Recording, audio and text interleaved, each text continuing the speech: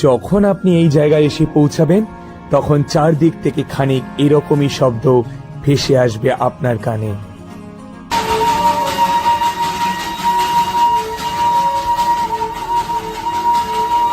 আবার ভাগ্য ভালো থাকলে ওই পাহাড়ের পেছন দিয়েই উঁকি দিতে দেখতে পারেন বিশ্বের তৃতীয় সর্বোচ্চ শৃঙ্গকে।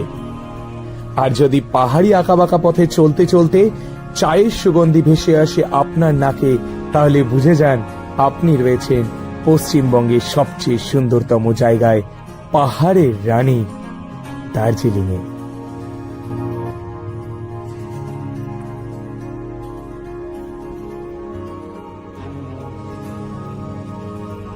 দার্জিলিং স্থানের উৎপত্তি তিব্বতী শব্দ দৌড়জেলিং থেকে, যার অর্থ বর্জ্যপাতের দেশ।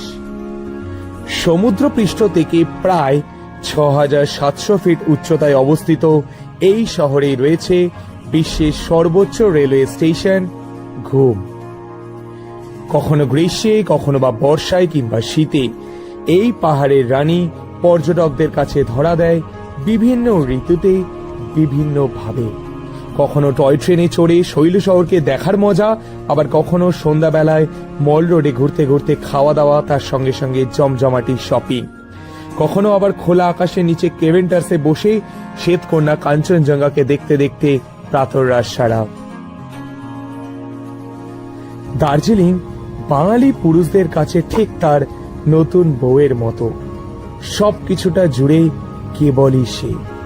দার্জিলিং এর চেনা রূপকে আবারও চিনতে, আপনাদেরকে ঘুরিয়ে দেখাতে গরমের ছুটিতে ৩ রাত ৪ দিনের প্রোগ্রাম বানিয়ে বেরিয়ে পড়েছিলাম আরো একবার দার্জিলিং ঘুরে দেখতে। হোটেল, খাওয়া দাওয়া, ঘোরাফেরা এবং খরচে প্রয়োজনীয় তথ্য পাবেন আজকের এই ভিডিওটায়, যা আপনাদের আলবাদ সাহায্য করবে আগামী দিনে দার্জিলিং ভ্রমণের প্ল্যান বানাতে।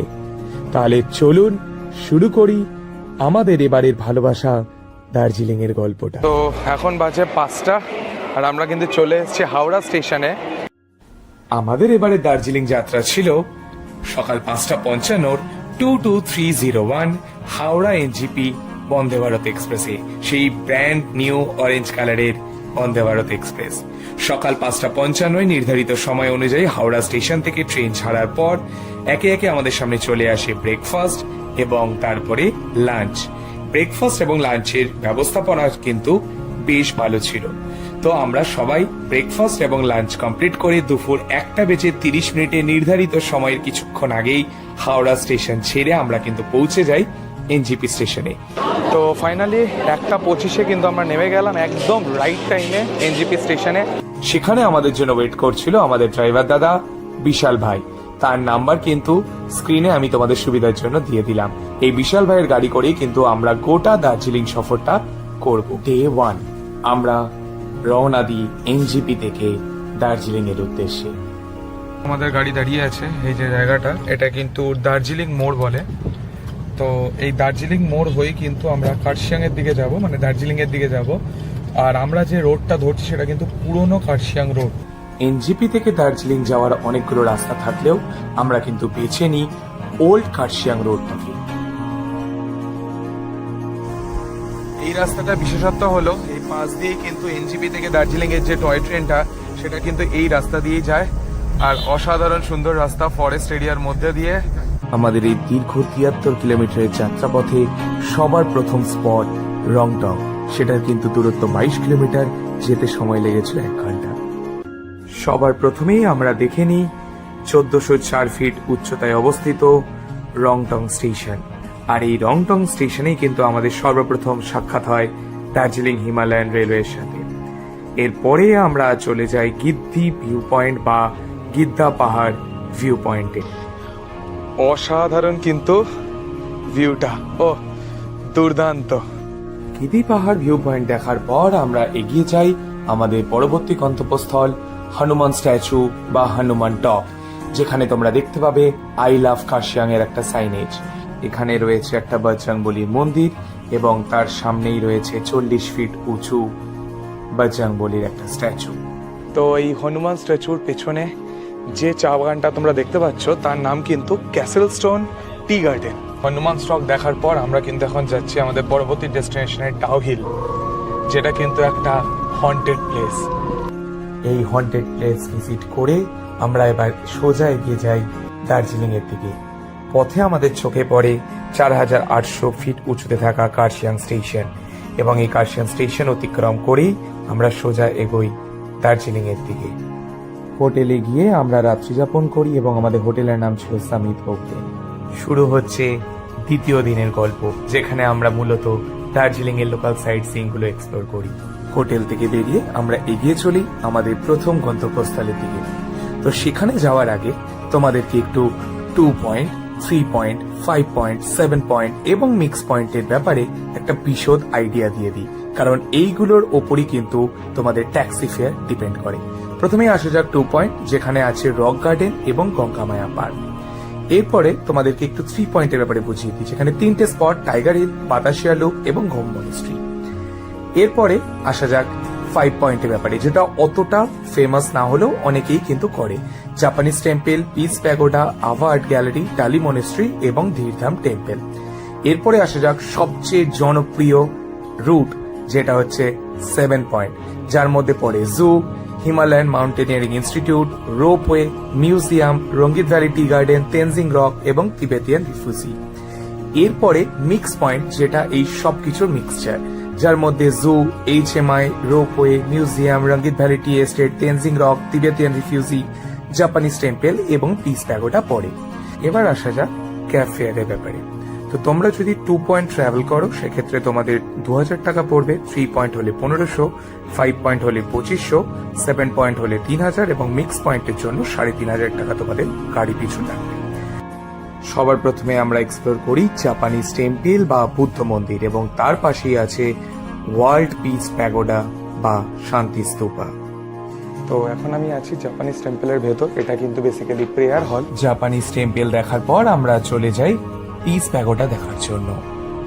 আচ্ছা, এই পিস প্যাগোডায় কিন্তু বুদ্ধদেবের 4টি মুদ্রায় তোমরা এখানে তার স্ট্যাচু বা মূর্তি দেখতে পাবে। এর পরবর্তী গন্তব্যস্থল ছিল রক গার্ডেন। পথে পড়বে অরেঞ্জ ভ্যালি টি গার্ডেন। দূরত্ব 11 কিলোমিটার, যেতে সময় লেগেছে 46 মিনিট।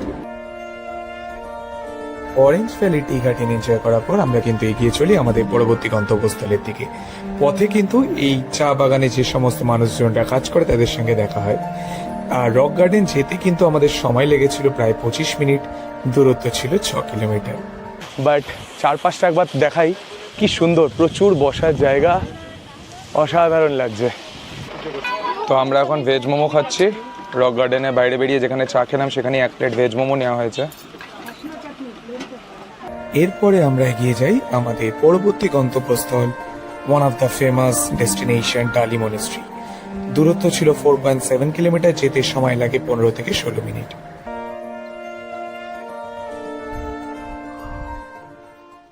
তো আমার পেছনে দেখতেই পাচ্ছ ডালি মনেস্ট্রি। অসাধারণ সুন্দর কিন্তু এটার আর্কিটেকচারটা, খুবই কালারফুল, ভাইব্রেন্ট কালার, অসাধারণ সুন্দর। আর এই জায়গাতেই কিন্তু টনিক মুভির শুটিং হয়েছিল। তারপরে আমরা পৌঁছে যাই দার্জিলিং এর one of the famous restaurant Glenary's বা হোপ। সেখানে গিয়ে আমরা আমাদের লাঞ্চটা সেরে নিই। তো সবার প্রথমে কিন্তু আমি ট্রাই করছি ফিশ পোলাও।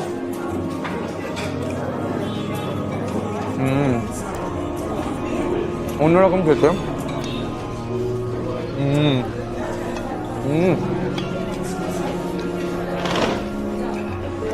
Two good. তো গ্লিনারিজে খাওয়া দাওয়া শেষ করে আমরা কিন্তু একটু মল রোডে ঘুরে নিই। মল রোডটা কিন্তু সত্যি জাস্ট মন কেড়ে নিয়েছে। মল রোড থেকে এরপরে আমরা এগিয়ে চলি আমাদের পরবর্তী গন্তব্যস্থলগুলোর দিকে। প্রথমে আসবে তেনজিং রক এবং তারপরে রঙ্গিত ভ্যালি টি গার্ডেন, যেতে সময় লাগে 15 মিনিট। মাথা পিছু 100 টাকা দিয়ে এই তেনজিং রকে আমি করি রক ক্লাইম্বিং। খুবই নিরাপদ এবং ইজি, তোমরাও করতে পারো। চলে এসেছি দার্জিলিং সাইট সিইং এর অন্তিম জায়গায়, রঙ্গিত ভ্যালি টি এস্টেট। রঙ্গিত ভ্যালি টি গার্ডেন ঘুরে এখান থেকে আমরা চা কিনে আমরা ফাইনালি হোটেলে ফিরে যাই। আর এভাবেই আমরা আমাদের ডে 2টাকে এন্ড করি। দার্জিলিং এর তৃতীয় দিনে আমরা এক্সপেরিয়েন্স করি দার্জিলিং টয় ট্রেন, যেটা ছাড়া দার্জিলিং ভ্রমণ অসম্পূর্ণ। সকালে আমরা টাইগার হিল এবং মহাকাল টেম্পল দেখার পর অনেক উৎসাহ নিয়ে ফাইনালি আমরা পৌঁছে গেলাম দার্জিলিং স্টেশনে, আর তার সামনে এত সুন্দর একটা কাঞ্চনজঙ্ঘার ভিউ দেখতে পেয়েছিলাম।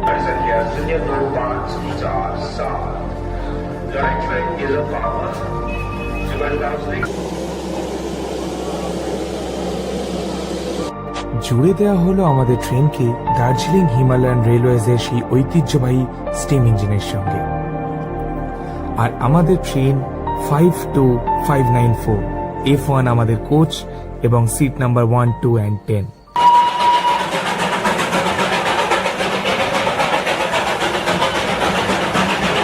1 ঘন্টা 45 মিনিটের এই জয় রাইডে আমাদের প্রথম স্টপ পাতাশিয়া লুপ, যেখানে কিন্তু 15 মিনিটে একটি হল্ট দেওয়া হবে।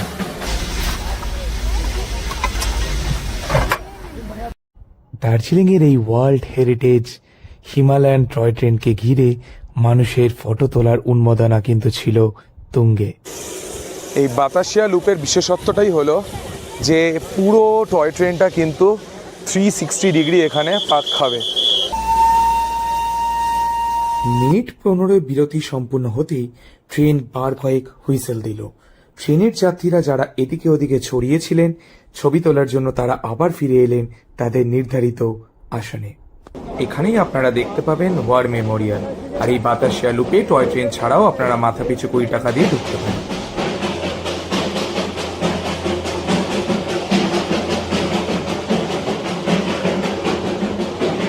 বাতাসিয়া লুপ থেকে ঘুরে আমাদের ট্রেন প্রবেশ করলো সমুদ্রপৃষ্ঠ থেকে 7407 ফিট উচ্চতায় থাকা ভারতবর্ষের সর্বোচ্চ স্টেশন ঘুম। চলে এসেছি আমরা এখন ঘুম স্টেশনে। ঘুমের সাইনেজটা কিন্তু এইদিকে ছিল, আর এই দিক দিয়ে উঠে গেলেই কিন্তু ঘুমের রেলওয়ে মিউজিয়ামটা সেটা কিন্তু পড়বে। চলো। এছাড়াও কিন্তু এখানে পুরনো দিনের ইঞ্জিনের অনেক মডেল কিন্তু বিদ্যমান। সব মিলিয়ে কিন্তু জায়গাটা বেশ সুন্দর, অনেকটা আর্ট গ্যালারির মতো। নির্ধারিত সময় অনুযায়ী সকাল 11:40 আমরা ফাইনালি আবার প্রবেশ করি দার্জিলিং স্টেশনে। তারপর হোটেলে ফিরে আমরা চলে যাই কোঙ্গা রেস্টুরেন্টে। কোঙ্গা রেস্টুরেন্টে গিয়ে আমরা অর্ডার করি চিকেন মোমো এবং চিকেন নুডলস। সত্যি বলতে প্রত্যেকটা খাবার জাস্ট অসাধারণ ছিল। তোমরা যদি একবার দার্জিলিং আসো তাহলে তোমাদের এই কোঙ্গা রেস্টুরেন্টে আসার জন্য অনুরোধ থাকলো। ডে 4 আমরা বেরিয়ে পড়ি সকাল সকাল দার্জিলিং এর অপরিট কিছু প্লেস এক্সপ্লোর করার জন্য। চতুর্থ দিনে সবার প্রথমে কিন্তু আমরা চলে আসি কেভেন্টাসে। তো দেখতেই পাচ্ছ অলরেডি ব্রেকফাস্ট নিয়ে বসে পড়েছি। এইদিকে আছে chicken fried sausage with omelette, এইদিকে আছে চিকেন সালামি, এইদিকে আছে চিকেন বার্গার, এইদিকে বাবার জন্য আছে ব্রেড অ্যান্ড বাটার, আর তার সাথে অমলেট। কেভেন্টাস থেকে খাওয়া দাওয়া কমপ্লিট করে বেরিয়ে পড়ি সাইট সিং এর উদ্দেশ্যে। তাগদা ফরেস্ট ক্রস করে আমাদের গাড়ি কিন্তু এগিয়ে চলে আমাদের এই অফবিট সাইট সিং এর প্রথম গন্তব্যস্থলে। দার্জিলিং চকবাজার বা দার্জিলিং মল রোড থেকে আমাদের প্রথম গন্তব্যস্থল লামাহাটা ইকো পার্ক যেতে সময় লেগেছিল 1 ঘন্টা। দূরত্ব ছিল 21 কিলোমিটার। এন্ট্রি করে আমরা কিন্তু এক্সপ্লোর করি এই লামাহাটা ইকো পার্ক। বেশ সুন্দর, চারিদিকে পাইনের জঙ্গলে ঘেরা, এবং লামাহাটা ইকো পার্কের পাশেই আছে একটা স্যাক্রেড পন্ড। রাস্তা নেই, কিন্তু এইরকমই ভাঙাচোরা রাস্তা, যার মধ্যে দিয়ে কিন্তু তোমাদেরকে ট্রেক করে উপরে উঠতে হবে 750 মিটার। এখানে এসে আমরা দেখতে পাই একটা স্যাক্রেড পন্ড, এবং এই স্যাক্রেড লেক বা স্যাক্রেড পন্ড দেখে আবার আমরা ফিরে যাই লামাহাটা এন্ট্রি গেটের মুখে। লামাহাটা ইকো পার্ক দেখে বেরিয়ে আমরা কিন্তু এগিয়ে চলি আমাদের এই অফবিট সাইট সিং এর পরবর্তী গন্তব্যস্থলে, যার নাম লাভার্স মিট ভিউ পয়েন্ট। যেতে সময় লেগেছিল 8 ঘন্টা, দূরত্ব ছিল 10 কিলোমিটার। দার্জিলিং, কালিম্পং হয়ে ভুটান, সিকিম হয়ে মানে পেলিং হয়ে সিকিম, তো এই 3টে জায়গার জন্যই কিন্তু এটাকে ত্রিবেণী সঙ্গম বলা হয়। আর এই ভিউ পয়েন্টটা সেটা হচ্ছে লাভার্স মিট ভিউ পয়েন্ট। পরে আমাদের গাড়ি এগিয়ে চলে আমাদের পরবর্তী গন্তব্যস্থল পেশক টি গার্ডেনের উদ্দেশ্যে। লাভার্স মিট ভিউ পয়েন্ট থেকে দূরত্ব ছিল 6 কিলোমিটার, যেতে সময় লেগেছিল 15 মিনিট। তো গুম্বাদারা ভিউ পয়েন্ট আসার আগে আমরা কিন্তু একটা জায়গায় দাঁড়ালাম, যেখান থেকে কিন্তু খুব সুন্দর লাগছে চা বাগানটা। তোমাদেরকে রাস্তায় আসার সময় দেখিয়েছি যে লাভার্স মিট ভিউ পয়েন্ট বা পেশক টি গার্ডেন থেকে গুম্বাদারা বা তিনচুলে যাওয়ার পথে খুব সুন্দর ভিউটা, 360 ডিগ্রি প্যানোরামিক ভিউ, জাস্ট অসাধারণ সুন্দর লাগছে। তুলি ভিউ পয়েন্টের নিচে তোমাদেরকে যে টি গার্ডেনটা দেখাচ্ছিলাম, সেই টি গার্ডেনের সামনেই কিন্তু আমরা এখন একটু হাঁটাহাঁটি করছি। বেশ সুন্দর জায়গাটা, অসাধারণ সুন্দর মনোরম দৃশ্য। তো তোমরা যদি অবশ্যই তিনচুলেতে আসো তাহলে কিন্তু একবার এই জায়গাটা ঘুরে যাও। তিনচুলের মাধ্যমে অফবিট সাইট সিং কমপ্লিট করে এবার কিন্তু আমরা এগিয়ে চলেছি দার্জিলিং এর উদ্দেশ্যে। বৃষ্টি নামাতে হঠাৎই আমাদের চোখে পড়লো রাস্তা এরকম শিলা বৃষ্টি। দেখতে কিন্তু ভারী সুন্দর লাগছিল, মনে হচ্ছিল পুরো রাস্তাটা মিল্কি ওয়ে। কিছুটা তোমাদেরকে ক্যামেরা বন্দি করে দেখাতে পারলাম। দার্জিলিং ফিরে এসে একটু মল রোডে আমরা হাঁটাহাঁটি করি এবং রাতের বেলা আমরা ডিনার কমপ্লিট করি সেই ক্লিনারিজে।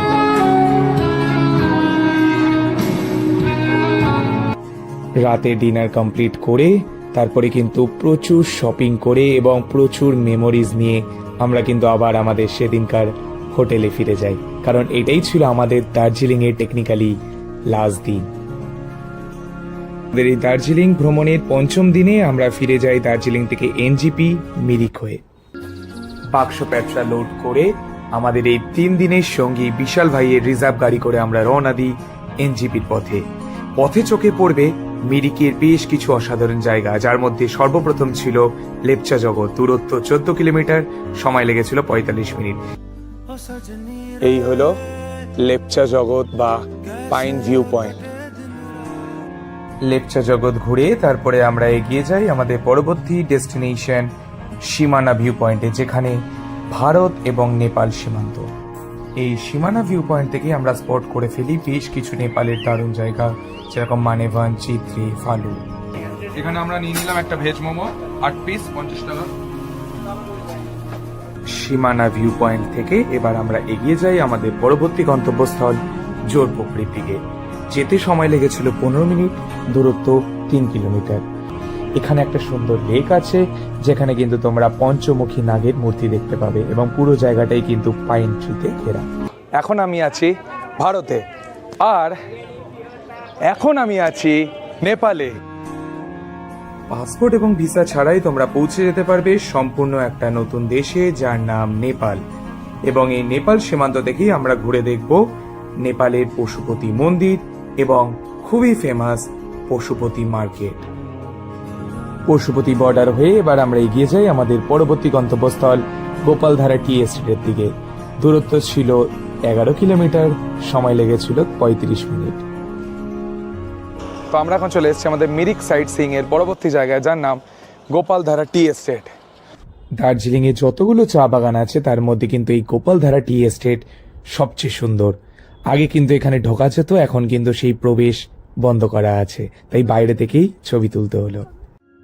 এরপরে আমরা একে একে দেখে নিই মিরিক পার্ক এবং তার সংলগ্ন মিরিক লেক। এই মিরিক লেককে কিন্তু সুমেন্দু লেকও বলা হয়। মিরিক লেক ঘুরে এবার আমরা এগিয়ে যাই আমাদের অন্তিম গন্তব্যস্থল টিংলিং ভিউ পয়েন্ট। দূরত্ব ছিল 8 কিলোমিটার।